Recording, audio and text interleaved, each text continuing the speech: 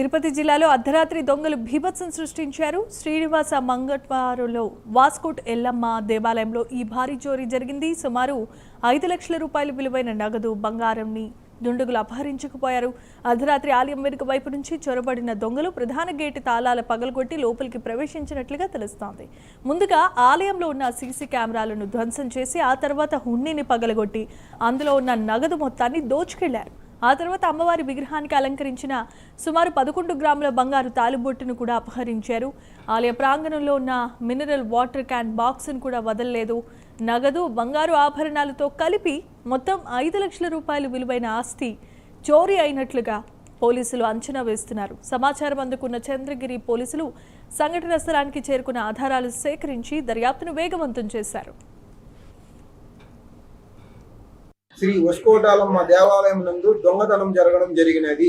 ఈ దొంగతనంలో అమ్మవారి తాలిబొట్టు వెనుక భాగంలో నుండి లోపలికి దొంగలు ప్రవేశించి అమ్మవారి నగలను అపహరించడం జరిగినది. సీసీ కెమెరాలన్నీ ధ్వంసం చేసి లోపల అమ్మవారి వస్తువులన్నీ చిందరవందరగా పడేసి అమ్మవారి తాలిబొట్టుని మాత్రం దొంగలించడం జరిగినది. తో పాటు హుండీ కూడా బద్దలు కొట్టి హుండీలో ఉన్నటువంటి ధనము అంతా దొంగలు దోచుకోవడం జరిగినది. దీని మీద పోలీసు వారు విచారణ జరిపి తగు న్యాయం జరిపించవలసినదిగా